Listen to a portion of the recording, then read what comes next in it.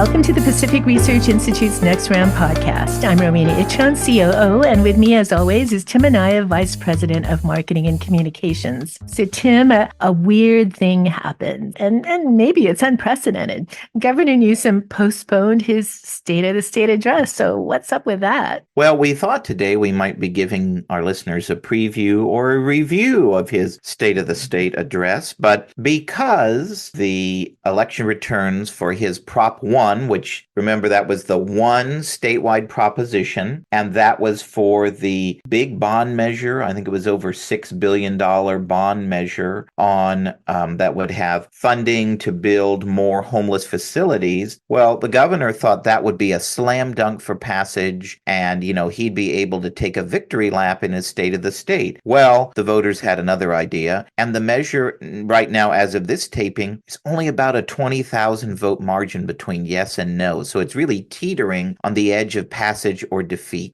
So much so that they put the call out for the Democrats to look and see, did your ballot actually get accepted and counted? And if not, see if your ballot can be cured. So they really fear this measure might actually narrowly go down if they're doing things like that. And so they announced, well, because of that, we're going to postpone the speech. And the spokesperson for Governor Newsom told Cal Matters, and this is their quote, "We want to be able to discuss where California is headed on addressing homelessness, mental health, and closing the budget gap. The governor will deliver a State of the State when we have more clarity on these critical issues." Well, in other words, the speech would need a significant rewrite if his measure goes down. And of course, they've probably already written it to take a victory lap, assuming the measure passes. So I can't imagine ever that happening. Ro, can you imagine Governor Wilson postponing his State of the State? I can't imagine Arnold ever postponing his State of the State unless there was some emergency or some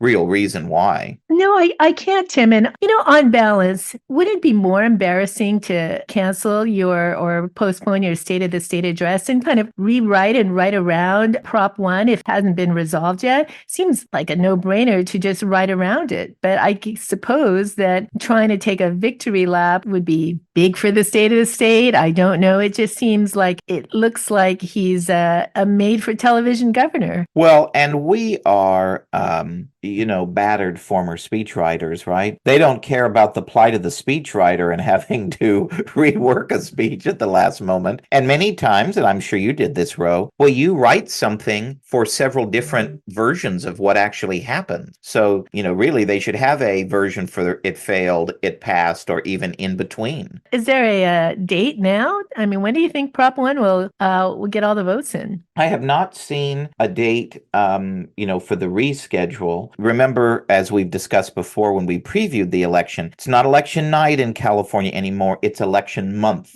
Right.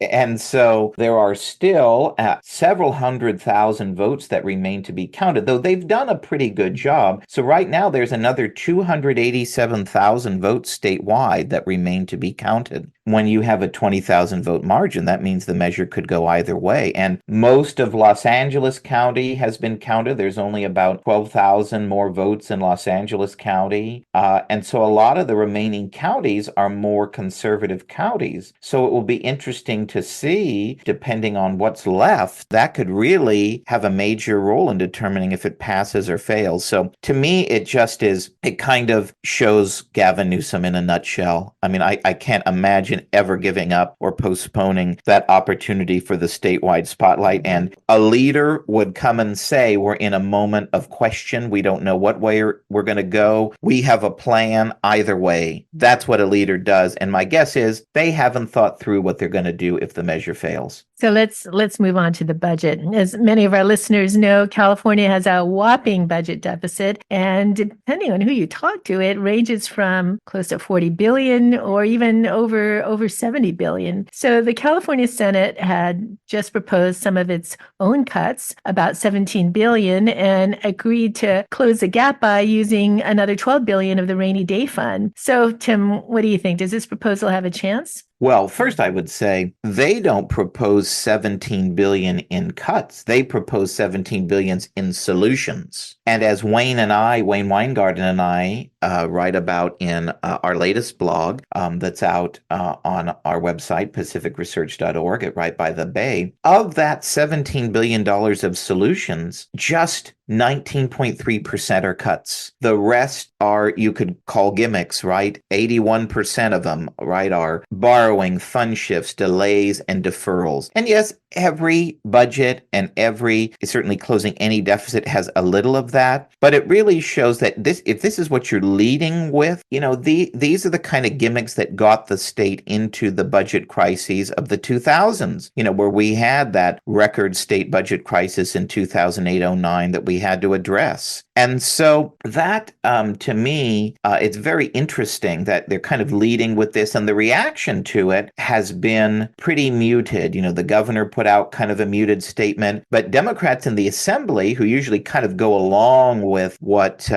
their colleagues in the Senate propose, or at least they discuss their differences behind closed doors. Well, the Assembly Budget Committee Chair Jesse Gabriel had a press conference on Friday, and he basically said the Assembly is going to release its own plan next month, and they are not going to have a plan that supports raising taxes. And he actually said, quote, "We think our residents want us to look at how we're spending first." And I think that's very telling. So hopefully the Assembly plan will be a little more fiscally realistic about spending cuts, because they're all right about you have to make mid-year adjustments. The more mid-year adjustments you make and the earlier you do, the easier it is to address the budget shortfall next year. But it's more than deferrals. You've got to make actual mid-year cuts as well. And the sooner you do it, the more positive impact you have going forward. So we will see what they come forward with, but it's a telling sign to me that, they really have kind of out there a proposal that people aren't jumping up and down and supporting. And, if even among the center left, they're saying, that's not enough, it doesn't meet the moment. Well, that's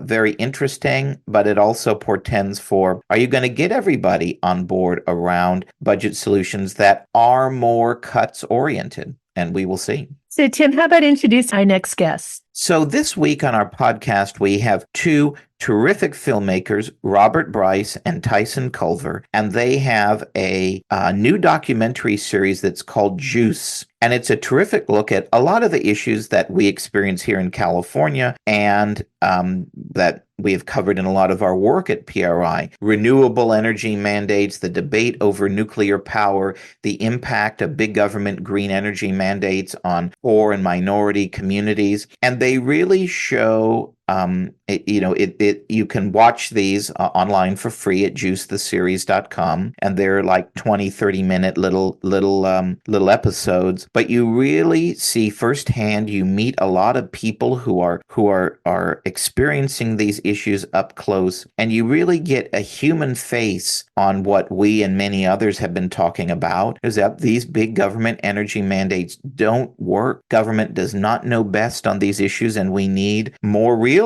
when dealing with energy policy, especially on things like expanding the use of renewable power or turning to more nuclear as an ultimate renewable power source. So it's a really fascinating series. Highly recommend you watch it. And these two filmmakers are very interesting, and you go through their thought process in the filmmaking process and kind of what they learned throughout the filming process. So I think you'll all enjoy our discussion today. Thanks, Tim. Yes, I really enjoyed this interview as well. So here's Robert and Tyson. Robert and Tyson, it's great to have you on today to talk about your terrific new film series, Juice, Power, Politics, and the Grid. Our interested listeners can watch your series now for free at juicetheseries.com. So for listeners who may not be familiar with your work, share with us a little bit about your background and what brought you two together to make this important film project. I guess the first place to start is explain why we made this project, why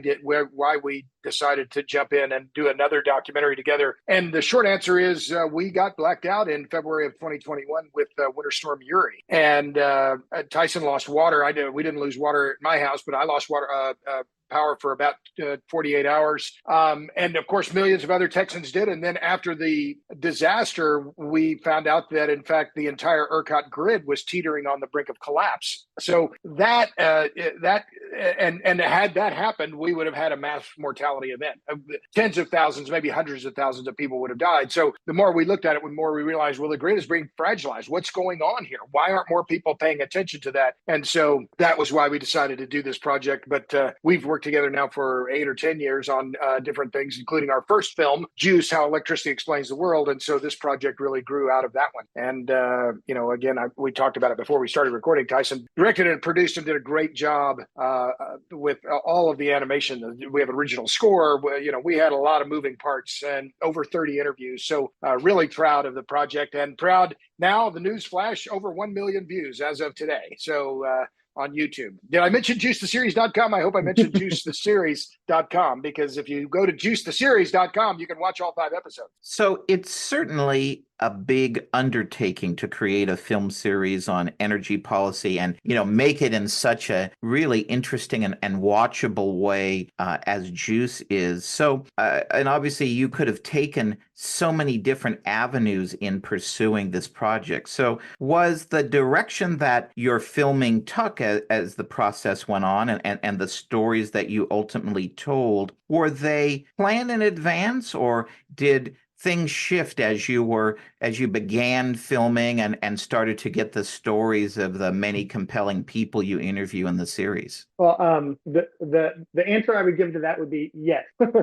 So yes, there were certainly parts of our project that were planned out ahead of time, but there were also world events that were shaping our story. When the Texas blackout occurred, that obviously was kind of like a pivotal point in how fragile the grid is, and it gave us a firsthand look at, my gosh, this isn't just happening on the other side of the world; it's happening right here in the energy capital of the world. So that was telling. Also, the war in Ukraine happened, and that happened during production, and that really changed a lot of countries' focus on energy security and how critical it was. And so, an offshoot of that was that there was a nuclear renaissance that started coming about as a result of energy security taking such a critical role and being such an important part that people typically in the U.S. don't really consider. We flip the switch, the lights come on, flip the switch down, the lights go off. Well, that wasn't the case anymore. And so, that absolutely shaped the direction of the story. Personally, I'm intrigued by stories that challenge conventional thinking. For years, the common reframe has been, nuclear is bad and renewables are good. And in reality, the opposite of that statement is closer to the truth than most people realize. So, I think that there were a lot of moving parts. And thankfully, I think we, told a story that hopefully can appeal to folks on both sides of the aisle, and they can take a look and realize the grid's not as strong as we thought it is. What can we do to fix it? Let's dive into some of the people we meet watching Juice and some of the topics that you cover. So many of these issues are, of course, bad policies that we experience here in California and which we have covered in our work here at PRI. There's a lot of comparison naturally between policies in Texas and California. Usually Texas is much more enlightened than we are here in California. But as we can see in the first episode covering the infamous Texas power blackout, things actually aren't as great in Texas on energy policy as you would imagine. So what did you find in your filming that viewers may be surprised to learn? Well, I'll jump in. We talked about this in episode 1, but I think that episode 2 really is the key one in understanding the fragilization of the grid across the country. And that's the story of Enron. And my first book back in 2002 was on Enron, called Pipe Dreams, Greed, Ego, and the Death of Enron. And here I am now 20 some odd years later, still talking about Enron. And why is that? Because Enron was such an influential company, and it influenced policymakers first in California and then in Texas to go through what Ken Lay called restructuring, which was really an opening of the market to all players, right? Deregulation of the marketplace for electricity, which was a radical change. This idea that, electricity should be treated as a commodity. So all in all, when you look at where the electricity markets and deregulated markets in America are today, we still very much see and are living in a world that Enron helped create. and that influence is just undeniable. And I'll piggyback on that by stealing a line that Robert uses often. It's like when it came to Texas, the buck didn't stop anywhere. And to me, that was surprising. I come from a military family and I've been in Austin since '88. And if there's a universal truth that can be applied to our state, it's that we take care of our own. There's very much a Texas first mentality, right? Which is fine. You take care of your own home before you criticize others. And, at the end of the day, we didn't do a very good job taking care of our house. And Texans suffered. And that begins and ends with the absence of any sort of accountability in the Texas system. And at the end of the day, Texans had to pay for the bad policy of how our grid's managed. And if I can just add one quick point there, this idea that, well, the buck doesn't stop anywhere. Well, what was that? What does that mean? Well, that there wasn't, at the end of the day, when everyone was talking about, well, why did this happen? Who was responsible for reliability? And this is the question that is going to be very difficult, and one that we're really trying to underscore with this docuseries is making people and policymakers understand that reliability on the electric grid is an imperative, and yet it's not being viewed as such. And in fact, the ownership of the grid, the governance of the grid is very diffused, even in regulated states. But you have and Emmett Penny describes this very well in the docuseries. We have the regional transmission organizations, the independent system operators, we have co-ops, we have public power entities, we have the investor-owned utilities, publicly owned utilities, and all of them somehow have to work together. But to just finish the point with what Tyson said, after the blackouts and the fact that ERCOT nearly went black, everyone was saying, well, who's responsible for reliability? And the answer was no one, because there was no accountability in these markets where you just treat electricity as a commodity. It's very interesting. Before coming to PRI, I worked in the California legislature for nearly 20 years. And my early time working there, we were in the midst of the 2001 power blackouts, and we had a front row seat, of course, to all the Enron issues. And I remember, all the debates over the government power contracts and how much are we spending. And a lot of that was done in secret. I remember California, they don't do a lot of oversight, but we actually did on the Enron issue. I remember they even had Ross Perot himself was subpoenaed to testify before the California legislature. So it's it seems like so long ago, yet that was 2001, 2002, and here we are all this time later, still kind of grappling with these issues. And as you say, on reliability, people aren't really thinking about it in their daily lives, but it's such a key issue at the cusp of all of these issues we're talking about. I definitely agree. And you're touching on key points now in particular, because just in the last few days, you've had the Washington Post and the New York Times both publish articles saying, oh, we need a lot more generation capacity in the U.S. And where's it going to, and from where will it come? And both articles say, well, we don't really know. Well, yeah, you don't really know because the system is incredibly complex. But just back to the California situation and, to compare it to what's happening here in Texas now. Remember, after the California blackouts and the PG&E bankruptcy, a lot of the debt that was incurred during the energy crises there that were self-inflicted, and in fact, where Enron actually was engineering some of the blackouts, a lot of that debt was securitized. And so California ratepayers were paying off that debt over the long term. Now, I don't know if all of that debt has been defeased now today, but in Texas, a lot of the debt that was incurred by different utilities, different cooperatives, that was securitized. And I think there was something like $4 billion or more in debt that was securitized. So you have different utilities across the state where their ratepayers are going to be paying off these debts over many years to come. Yes, I don't remember the dollar amount from back in the day, but I remember certainly what the state negotiated for power at that time to lock in a stable amount of power. I know it was tens of billions of dollars, and I don't remember how. Obviously, we pay a lot higher rates from that, but remember that was one of the key points, was how many billions of dollars in contracts were negotiated in secret. And yes, some of it was an emergency to keep the lights on, but we always end up paying in the end, is I think probably the moral to the story. Kind of on that point, after you dug into kind of these and other issues about what's going on in California for Jews, what do you think? And maybe it's reliability, maybe it's others, but what do you think are some of the most important points that viewers in other states that are kind of weighing into this energy policy debate at a state level, what do you think they should take away from California's experience specifically about, maybe we shouldn't emulate that policy in our state? So we did a screening at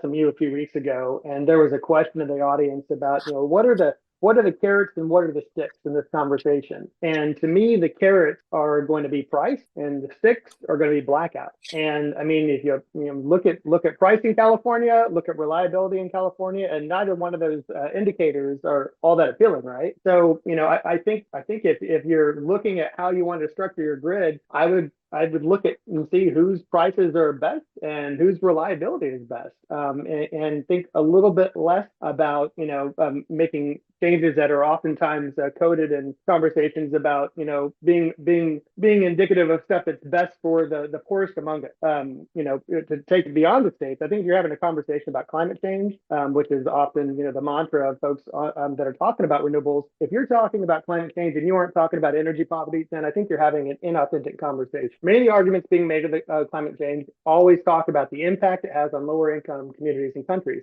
There are roughly 1 billion people who have zero access to electricity in the world, another 2 billion who use less electricity than a typical American refrigerator. What about their lives? So, I think it's a much more nuanced conversation than people give credit for. And I think the fact that blackouts are occurring in California and prices are continuing to skyrocket might be a pretty good indicator for others not to adopt those same policies. So throughout the different episodes of Juice, there's a running theme of regular people suffering from bad energy policies implemented through cronyism. So we see a lot of government officials trying to impose their will on poor communities and communities of color because they think they know better, or one of their friends or supporters will benefit from the policy change. Share with us your thoughts on this theme. Seems obvious that the policies that they are enacting are wrong and cause real harm to people, yet political leaders are entrenched and they refuse to admit that their way isn't working. Well, sure, I'll jump in. And one of the things that concerns me the most as we look at the future of the electric grid in America is look at all the incentives. And right now, and in fact, just the Joint Committee on Taxation released some revised numbers on projections for the tax credits for solar and wind energy over the next 10 years. And they're projecting the cost of those tax credits is something on the order of $450 billion. Well, these are enormous incentives. And, it was Charlie Munger at Berkshire Hathaway, the late Charlie Munger said, show me the incentives and I'll show you the outcome. Well, what we have today is a grid that is more and more dependent on the weather, on weather-dependent generation, wind and solar. And yet the incentives at the federal level, and in many cases, mandates and subsidies at local and state levels, are also pushing utilities and electricity producers to build more weather-dependent generation. If we're facing a future of more extreme weather, hotter, colder, climate change, hotter, colder for longer, it's the height of foolishness to be building a grid that's more dependent on the weather. We need weather resilient electricity, not weather dependent generation. And that's one of the reasons why in our film we have two whole episodes about the prospects for nuclear energy. And you just cannot be serious about a more resilient, more reliable grid that reduces CO2 emissions unless you're serious about nuclear. So I'm adamantly pro-nuclear, and I'm hoping we're going to make some more progress, but we got to get started. Let's follow up on the point about renewable power. I thought it was very enlightening watching Juice when you see the push by government officials for more renewable, and you would think, kind of going into it, and from what we typically read in the paper or see on TV, that producing more solar would be the cleanest way to produce energy. But it's not exactly as emission-free power as we see in Juice. So tell us a little bit about what you found here and why renewable proponents seem to be so full steam ahead on this, despite the very inconvenient fact about the production of solar. Well, I think it was Maddie Hilley that said renewables are a cheap way to build expensive energy, and nuclear is an expensive way to build cheaper energy. At the end of the day, anything can be monetized, even activism. And I think that just because something started from a good place doesn't mean that's where it's going to end up.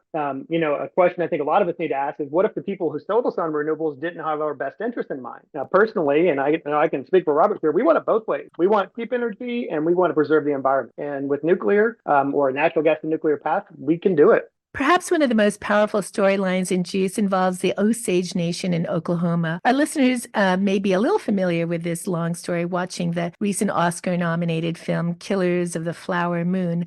Share with our listeners a little bit about what they experienced and why you thought it was so important to tell their story in Juice. That story is personal to me. I'm from Oklahoma. I have deep roots in Oklahoma on my mother's side and my father's side. My great uncle, Ernie Rapp, was a member of the Osage tribe and was born in Fairfax, Oklahoma in 1909. And so he had a front row seat to the Reign of Terror in the 1920s. And he never talked about it when I was around him. And he was very dear to me. And he's dead now. But my cousin Nora, his daughter, owns an Osage headright. So what happened with the Killers of the Flower Moon, as you pointed out, which was nominated for 10 Academy Awards, didn't win any, by the way. But what's old is new again. What happened in the Killers of the Flower Moon and the Reign of Terror, where white folks from the outside came in and were murdering Osages to get their oil wealth. Very similar storyline with Enel, the Italian company that went into Osage County and very quietly leased up some land and started building a wind project in Osage County, despite the tribe's stringent objections. And in fact, in 2014, the Bureau of Indian Affairs sent a letter to Enel, which is based in Rome, telling them to stop building the wind project because they were violating the tribe's mineral rights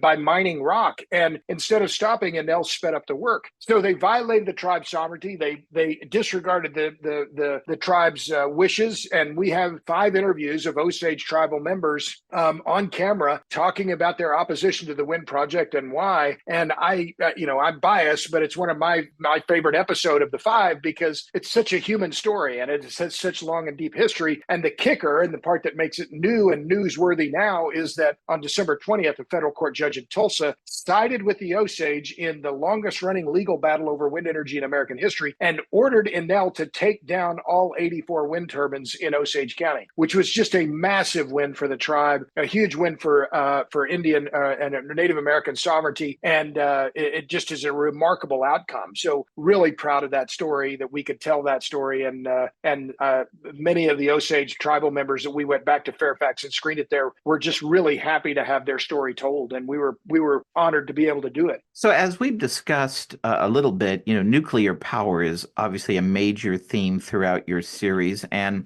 we know that the use of nuclear in the United States as an energy source had very negative connotations after the 3 Mile Island accident and Chernobyl and the film China Syndrome in the 1970s. And you document, the many advances in safety and efficiency for producing nuclear power in use. And we're in public opinion and polls, even in California, you're starting to see a small yet significant attitude shift, as a potential major source of clean power. So given all of this, where do you see things going on nuclear power in the United States, say in the next decade and beyond? And, based on the people you profile in Juice, do you still think we'll see this underlying hostility to nuclear in people, or do you sense a real attitude shift? I think it's not a black or white answer. I think it kind of depends. Personally, I'm incredibly bullish on nuclear. I think the number of plants that were facing imminent closure, whose lives are extended, is one of the many reasons why.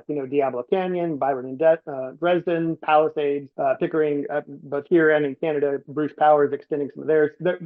There's a lot to be hopeful for as it relates to nuclear in the world. And one of the many reasons why is because there is a youth movement of folks that didn't grow up, as Robert and I did, doing drills at our elementary school where you had to put your head between your legs. And, it was a different time for us than it is for them. They didn't grow up during the Cold War. And so many of the concerns as it relates to nuclear ultimately stem from the fact that it came from the military industrial complex, and that stayed with it for a very long time. And yes, those 3 instances you call out absolutely didn't help it. But for context, we went to Fukushima. Episode 4 starts with Japan. And if ever there were a country that were 100% entitled to abandon all things nuclear, Japan's the one. But they're absolutely pragmatic about it. They are not in the best part of the world. They are close to several nuclear powers with China, Russia, and South Korea.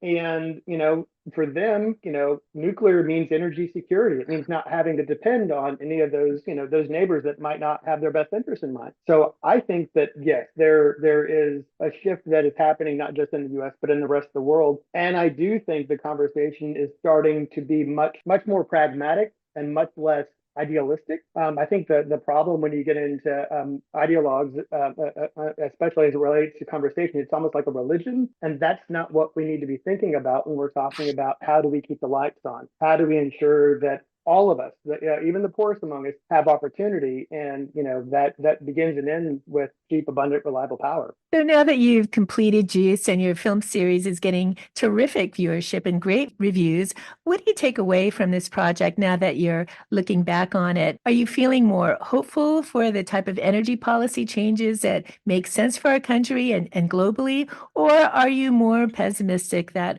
we'll continue to embrace these crony-filled government knows best policies that are hurting working people? Well, that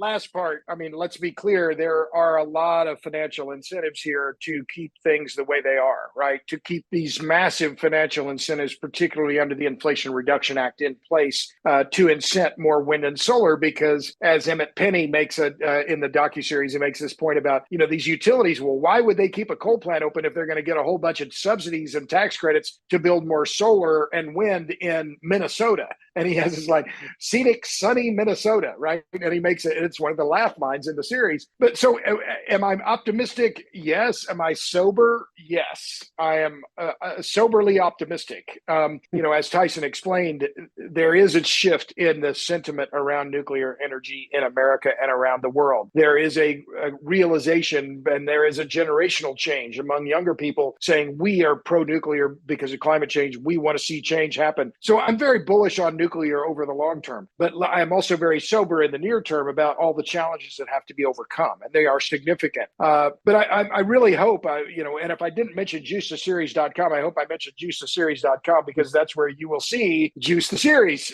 But we want to ignite a conversation. We want to ignite some, more discussion and more. We want to spotlight the problem and hopefully get more attention on the importance of fragility of the grid, and why we need to focus on this reliability and affordability issue, because it is the most critical energy network in our society. Well, finally, we call our podcast Next Round because of PRI's proximity to wine country and our love of discussing public policy while enjoying a great glass of California wine. So what wine, beer, cocktail, or other beverage are you enjoying while celebrating all the hits you're getting to juicetheseries.com and all the views you're getting on your terrific new series? I'll defer to Robert on that one too.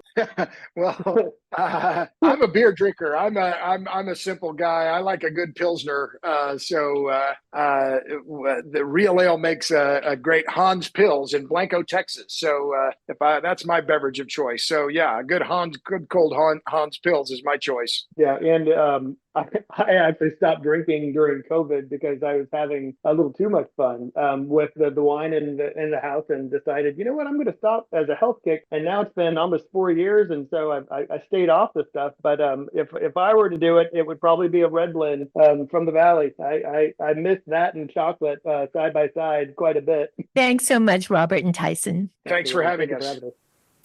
If you like this episode, please tell your friends and subscribe to PRI's podcast at iTunes, Google Play, Stitcher, TuneIn, iHeartRadio, and Spotify. And when you're on these platforms, don't forget to give us a big 5 stars. If you don't subscribe to any of these, you can still listen on PRI's YouTube page, youtube.com/Pacific Research 1. That's the number 1. Thanks for listening. I'm Rowena Itchon. Hope you'll come back again for Next Round with PRI.